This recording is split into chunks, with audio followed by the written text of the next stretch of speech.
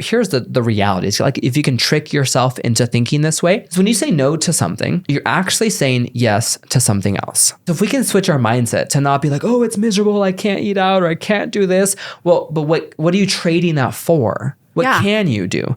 I will be able to pay off debt a little bit quicker. I will be able to retire later on. I will be able to save up money for this car that I'm trying to put a down payment on. Yeah. And so it's switching that mindset into thinking it's not restrictive, it's liberating. So Peter, you're here today because you're a financial guide for Mountain America Credit Union. What exactly is a financial guide? Yeah, great question. You know, what's interesting is even within our company, we're such a small team and it's a brand new service, a brand new department that was launched about maybe 2 years ago. It says, here in Mountain America, our vision is to help our members define and achieve their financial dreams. But again, financial literacy isn't really taught much anymore or really anywhere these days. And so we want to help people kind of make these goals and dreams that they might have, maybe about buying their first car, buying their first home, or, being able to retire comfortably one day. People have these thoughts. It might not actually be written out goals or dreams, but we want to help people get there. Our official title is a financial guide, but we're basically financial counselors, coaches. We're great listeners. We want to help people kind of get to the next step. Maybe they thought could never become a reality, right? Sure. So how do we make this dream a reality? And we want to help guide you towards what's important to you, help you get there. And we want to help lighten your load. We want to help alleviate some stress. We want to give you hope. We want to give you vision for what your life could look like and kind of help you regain control. Because if you don't control your money, sometimes the lack of it will start to control you, So we're here to give you the tools to empower you. We want to encourage you. We want to make your dreams a reality. And that's why I love the role and the department of the financial guides is because we've got no agenda. We're not here to sell you anything. I don't have a plan that I'm trying to take you through. I'm just here to listen, help to draw out what are your goals, what are your values, what are some questions, what are some stresses you're going through. How do we help guide you forward? I love that. Love that. And, along with that too, you think of a bank or a credit union or a financial institution, right? Of course we have amazing products that could help members as well, but no quotas, no things that your team is trying to achieve through that. It's just really a free service to help people get back on the right track. Yeah, it's quite incredible. Yeah, I'm really thankful. And it's a lot of fun too. It really is a lot of fun just to talk to people and hear them out and get to know people and help, again, guide them towards their next steps, whatever the steps that they have kind of pre-decided. Love it. When it comes to, you've been in the financial industry now for well over a decade. Yep. And have worked with hundreds of people on improving their finances. But as Americans, we know that we're awful with money, right? All of the stats can prove overall as a country, we have way too much debt. We don't save enough. None of us are prepared for retirement. Well, a few, right? Yeah. Most aren't prepared for retirement. So when it comes to working with someone on my finances, where do I even start?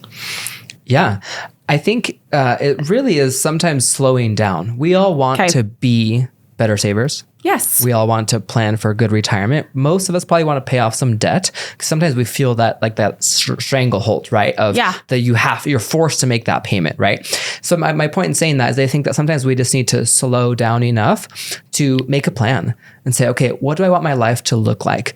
Because in general terms, you can actually make your life whatever you want it to be. You can control most everything, right? So I always say, hey, in life, I think in life, you should want to control the controllables, right? So definitely control those. You can't control COVID. You can't control inflation. You can't control your family, other people's spending habits, what your neighbors have, but you can control yourself. And so I think slowing down enough to say, okay, what do I want my life to look like? And that kind of comes into terms of, okay, if I were to stop enough to dream, let's dream. Let's dream for a moment and think, okay, what would I like my life to look like in the future? Because I think that all of us have these dreams or these goals or these thoughts, but yet we don't actually put any feet to it, right? Again, most of us want to save money. We want to get out of debt. We want to plan for retirement. Why is it we don't? So that's the question I would say, hey, we have to slow down, including myself, to help create a plan to get us there.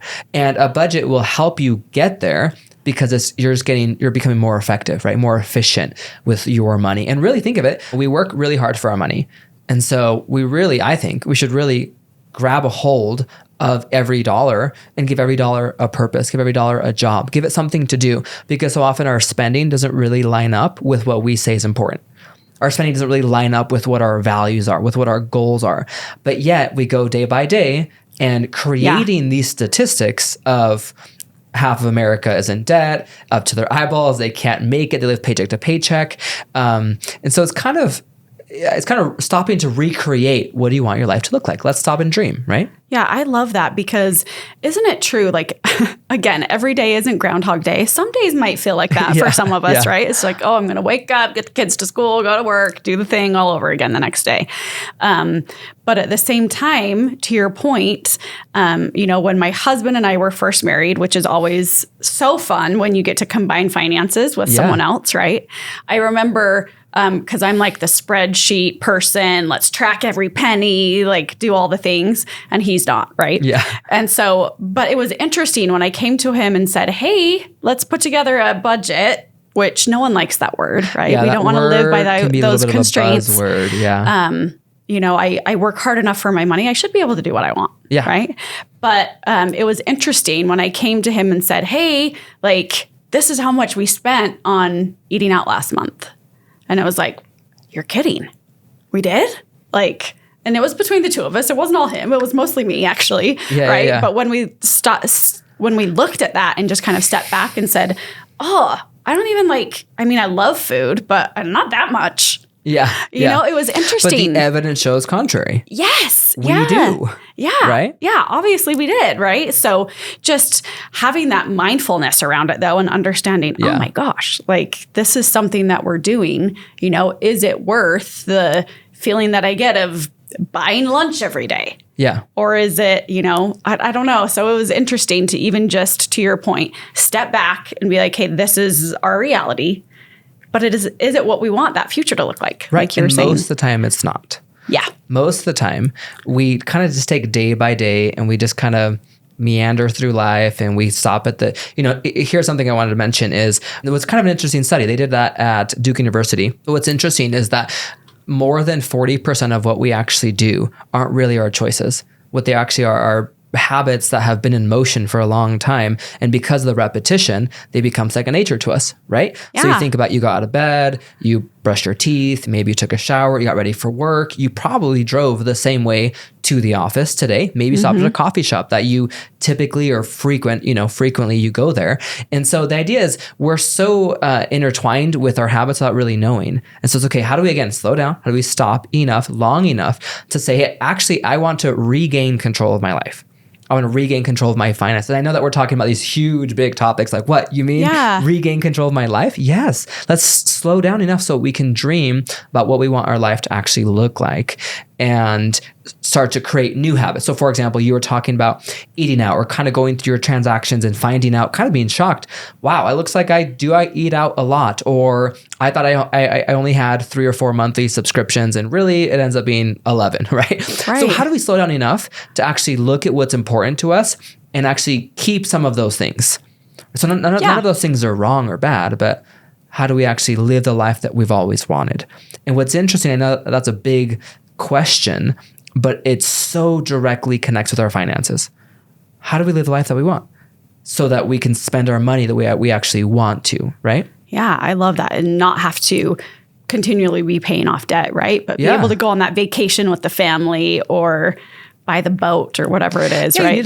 Those big dreams are. Yes, you need to have a plan in place. That's kind of what a budget is. And we're kind of jumping ahead, but the idea with a budget is it's a spending plan. It's a plan for your money. Okay. And I like this quote, I think it's from John Maxwell. It says, if you fail to plan, you're going to plan to fail. The idea is, hey, let's make a plan so we actually arrive at the destination we were planning to in the first place. Instead of, again, you kind of just work your way through life every day, every week, and you just kind of slowly rack up debt because maybe you haven't had a plan of where you wanted your hard-earned money to go, right? Yeah, absolutely. So let's say I'm one of the many Americans out there, which I am, right? Yes. And I've got that debt. I'm living paycheck to paycheck, as many of us are.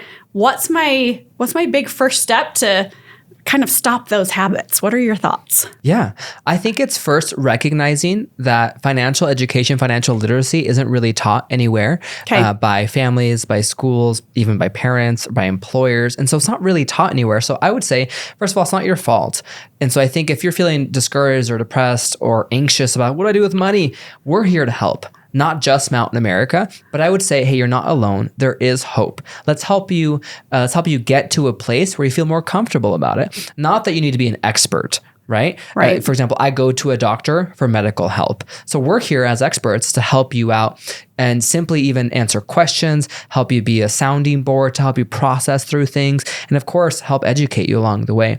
But don't feel bad is what I'm getting at. But with that being said is recognizing that, for example, even here in Utah, we're the most financially literate state. And even here, we're still struggling, right? So the idea is everywhere we're struggling. So how do we get out of this rut that we find ourselves in, right? Yeah. The idea is to reach out for help and recognize, hey, there's a lot of resources out there, a lot of free resources out there as well. In fact, Mountain America offers the free resources for you to meet with a financial guide. That's our official title. But we're basically financial counselors, financial coaches. We're there just to be a listening ear to try to help you in your journey, right? With kind of learning more about it. So first of all, you're not alone. Don't feel discouraged about it. We're here to help. And so you can always access help by going online. Go to mackey.com/guide. That's where I encourage you. You can actually set up an appointment with a financial guide if you'd like. But the thing is to use your resources. That's what I always tell my members is, hey, don't feel like you can't do anything. In fact, in today's technological world, you could Google something and YouTube something. By the way, those are the two top search engines out of everything. So you can Google or YouTube something and find results pretty quickly. And I'm not saying that every result you'll find will be accurate and good, but I always think, hey, study it out a little bit. Look at some options that are out there. But just the idea of saying, hey, again, slowing down enough to recognize kind of that there's a problem. I'm unaware. You don't know what you don't know, and that's not your fault, but we're here to help. Yeah. Okay. Love that. So just like I would, as your example, call a doctor, right? With a broken arm. I'm not going to go to YouTube and be like, how do I fix this? Yeah. You know? Well, you might find some scary results there. Just pop it back in place. Yeah. That could be interesting. But there's resources for us. Yes. Right. But we've got to understand that, hey, here's an issue. I've got to fix it, and there's help. Yeah, you're not alone. I think that so often we feel alone. Yes. Most people feel alone. They feel like, how am I supposed to get out of this hole that I've dug myself into? Or of course, life circumstance. I understand there's medical things that come up, of course, but how do I get out of here, right? So just know there's plenty of help. We're here to listen, to encourage you, to give you some tools and some resources to get out of that. Okay. So I kind of want to talk to next steps. In addition to having a guide and help and all those resources, from your experience, Peter, if I'm interested in, say, taking my finances, that bull by the horns, and taking it where it needs to go, how do I start, aside from, getting that help? But what do you recommend are kind of the first next steps?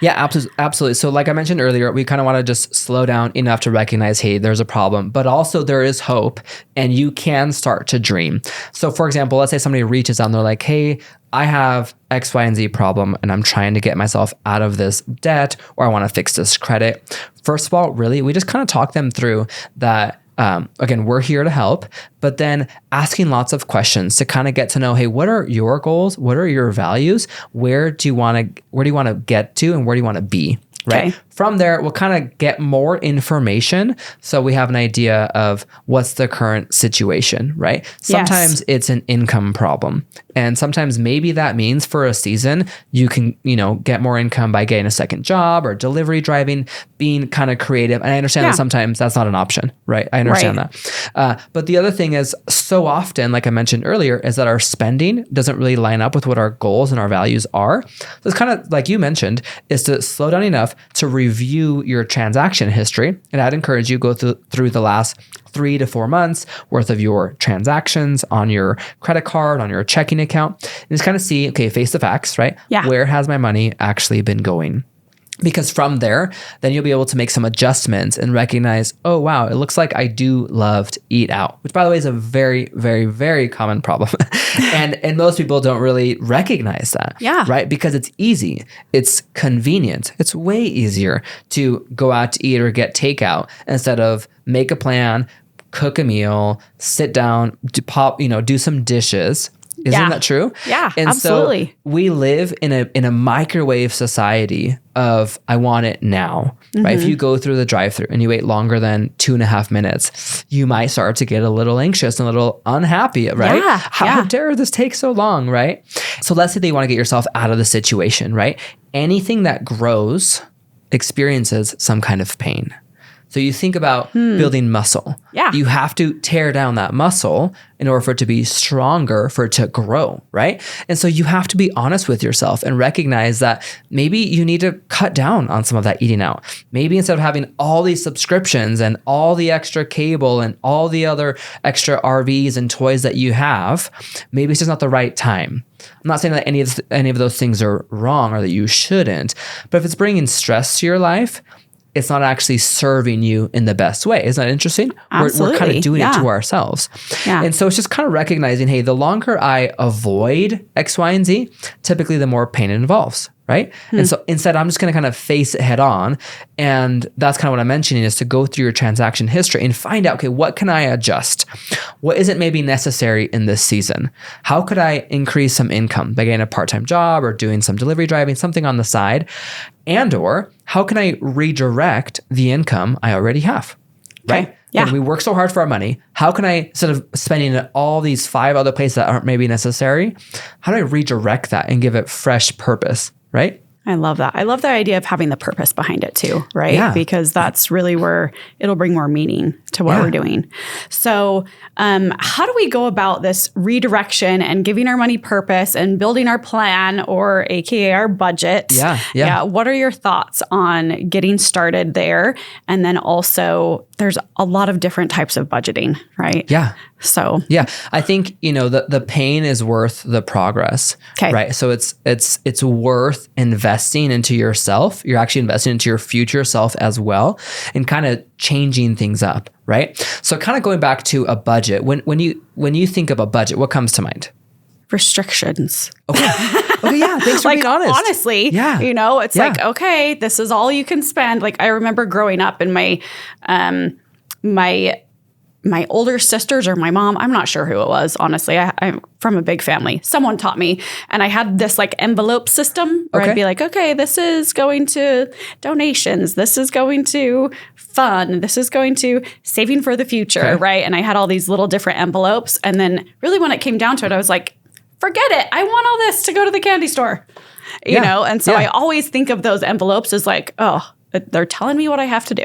Yeah. Okay. So that's interesting. So a lot of it does have to do with our mindset, how we view something, right? Yeah. So for me, I've kind of trained myself and changed it a little bit to no longer look at a budget as restrictive, but in fact, liberating.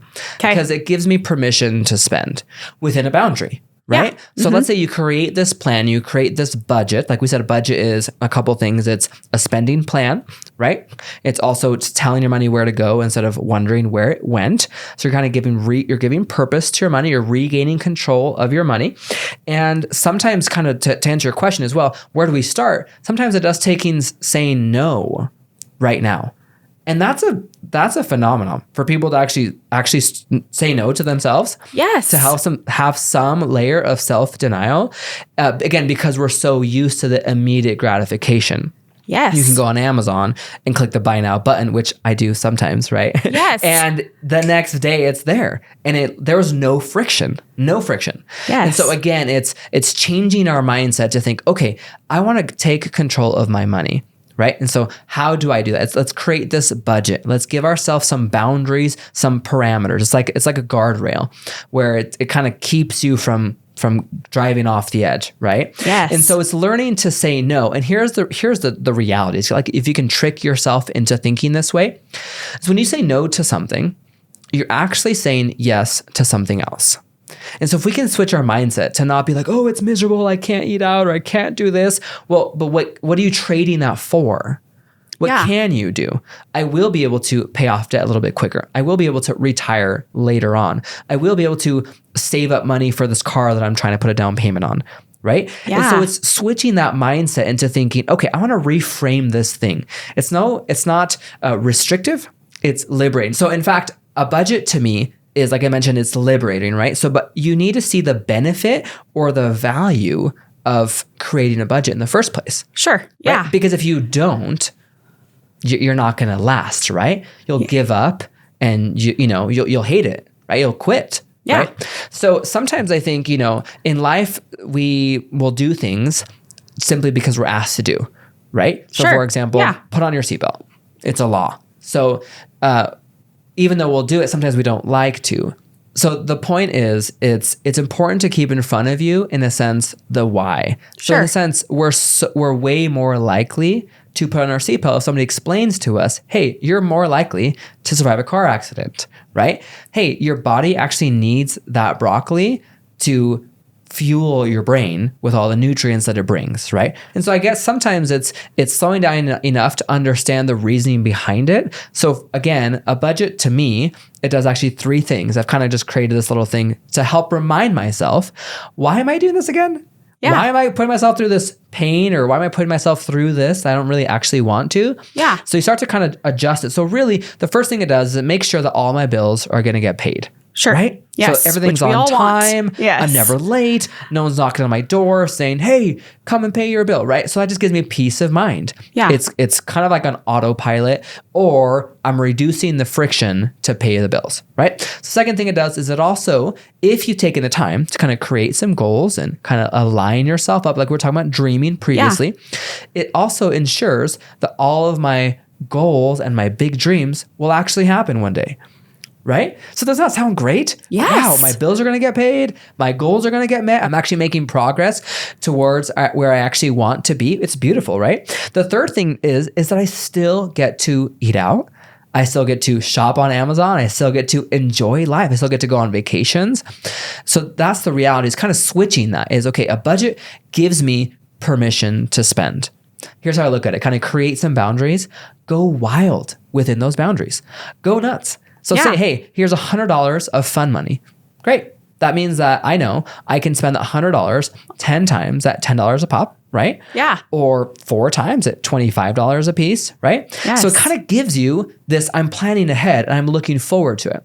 The other thing is, we're so used to, again, our habits, right? Our kind of our routines. Yes. So if you get a coffee, by the way, I love coffee, so nothing against that, right?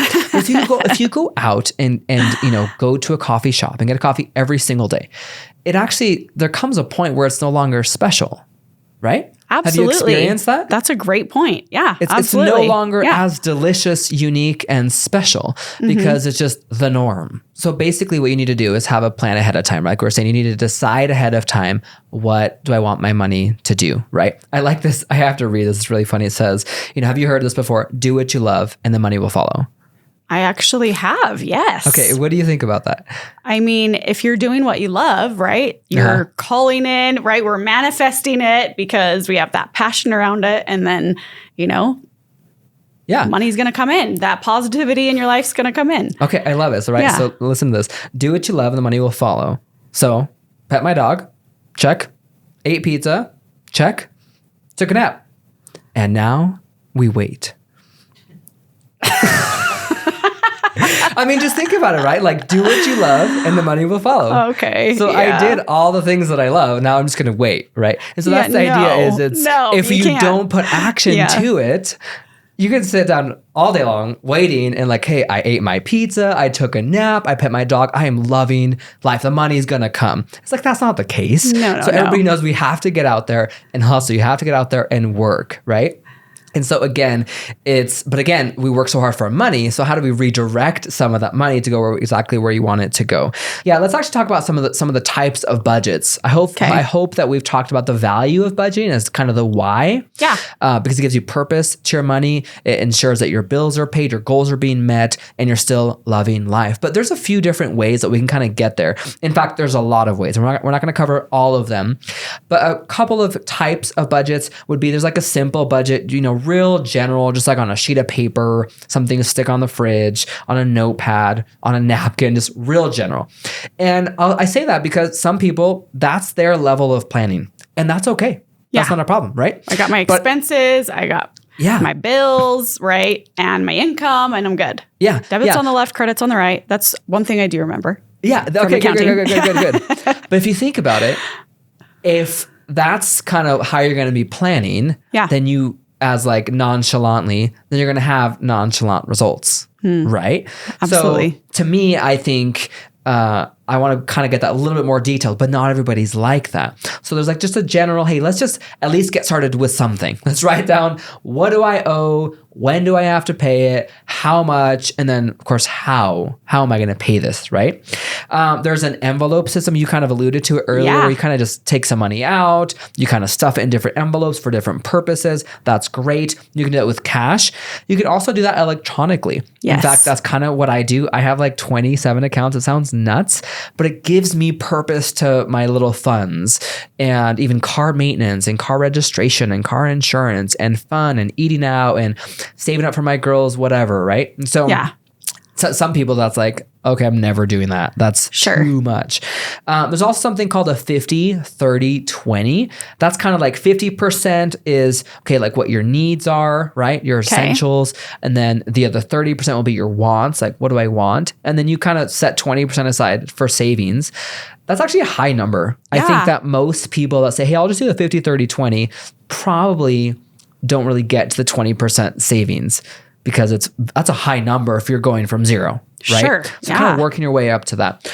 There's also something called a zero-based budget. That's kind of where you give every single dollar a purpose. So you list out all the income that you have, and then you list out all the expenses, the bills that you have. But then, very similar to an envelope system, you kind of make sure that every dollar has a purpose. So it goes in every category. So health insurance, eating out, all the categories. We can give you some ideas, of course. But until you get to zero. Is that the whole base? Yes, correct. Right. Correct. Yeah. Until you get to zero. So let's say that you have an extra $348 at the end of that. That's where you'd go back up to certain categories. Say, I'm going to put an extra $48 here, another $25 here towards paying off this debt, another $50 towards savings, right? So it kind of gives you that purpose, but it does take a lot of intentionality.